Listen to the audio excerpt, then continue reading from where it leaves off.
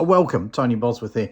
And I've been looking at a story, a piece of journalism in The Guardian, which is of absolutely crucial interest. In fact, though, I had to look twice to make sure it wasn't April the 1st when I was reading it. Here's the story, right? And it's ridiculous.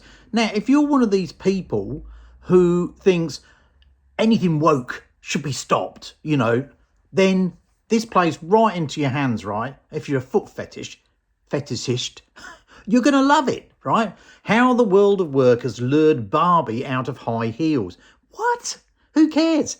A scientific study, yep, so people have spent money and time on this, of 3,000 Barbie dolls down the decades shows most now wear flat shoes.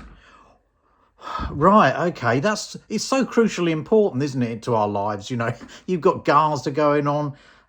What else? Trump putting tariffs on things. There's some other major thing. Oh yeah, Ukraine, the war with Russia. These major things, and we got a story on Barbie. Now, of course, as people might say, you can do more than one thing at a time. So, but anyway, I thought it was ludicrous, right? Let's have a look at a bit of it, okay?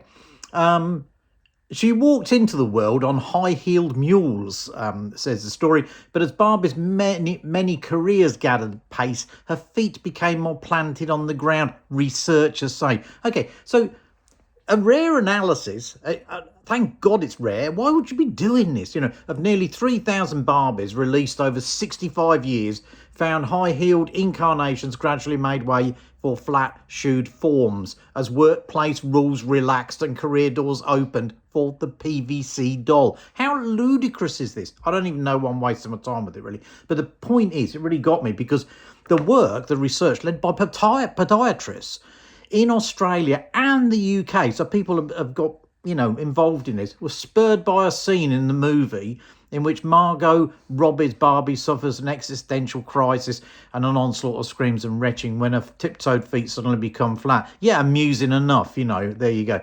Professor Siley Williams, a podiatrist at Monash University in Melbourne, said the scene prompted a flurry of Saturday night texts with fellow foot specialists, as it would, wouldn't it? How incredible is that? Oh, good Lord, look what happened in the Barbie movie.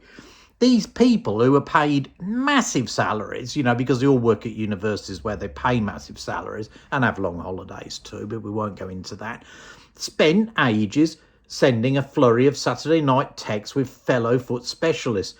When we were kids, Barbie only wore high heels, said the professor. Did Barbie really get flat feet? Did the actual toy get flat feet? Do we care?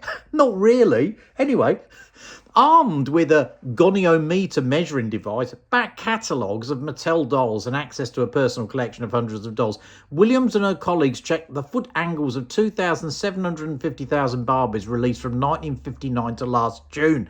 Now, I'm all for people enjoying their work, but isn't it, what? Who cares? Who bloody cares? All right. Anyway, it goes on and on and on and on and on. Yeah, they've got all sorts of little diagrams and pictures of the feet of the dolls, My God.